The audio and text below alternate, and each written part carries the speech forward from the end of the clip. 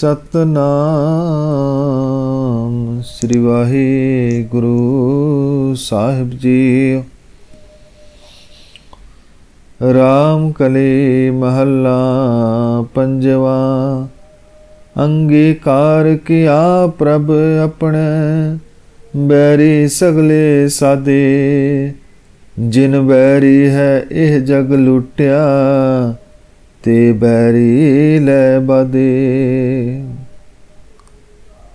संगत जी, आज का हुक्मनामा ये रामकली राग में है, जो श्री गुरु अर्जुन पातशाह जी का है,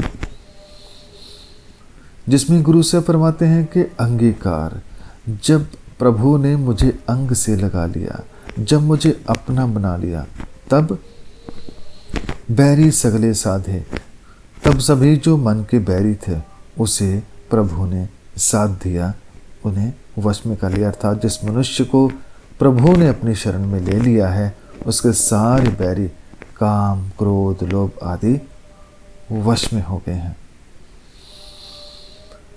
जिन बैरी है एह जग लुटिया, ते बैरी ले बादे।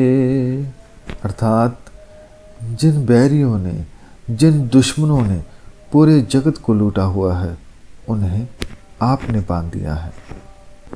सतगुर परमेश्वर मेरा, अनक राज भोग रस माणी। नाउ जपी परवासा तेरा रहा।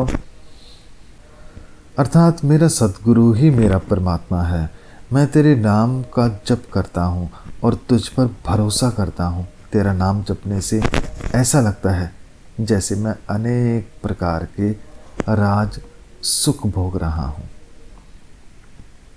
इसके बाद गुरु से फरमाते हैं कि चेतन आवस दूजे बाता, सिर ऊपर रखवारा।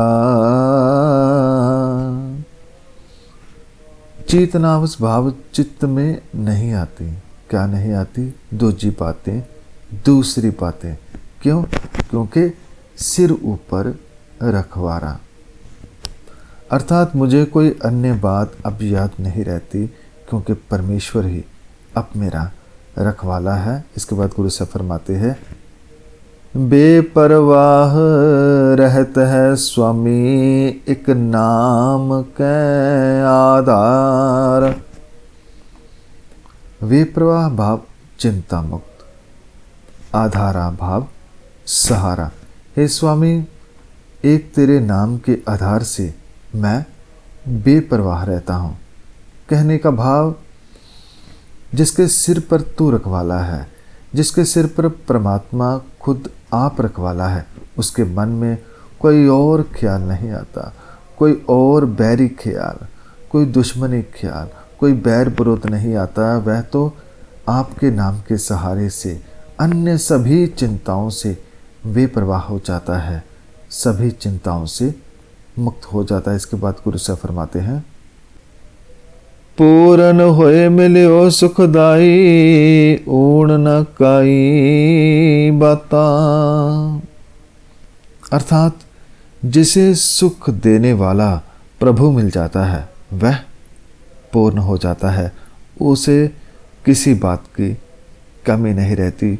ऊन न काई भाव, कोई कमी पेशी उसके जीवन में, उसके मन में फिर नहीं रह जाती।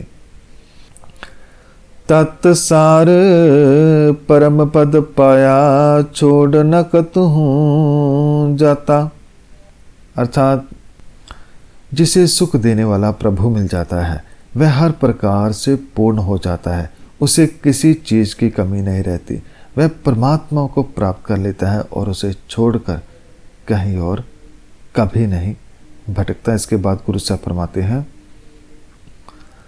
बरन न सको जैसा तू है, सच्चे अलख अपार।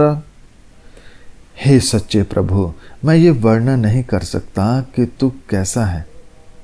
तू तो अलख है, तू तो अनंत है। आपके बारे में कह पाना बहुत मुश्किल है। वर्ण न साकूं, अर्थात मैं वर्णन नहीं कर सकता।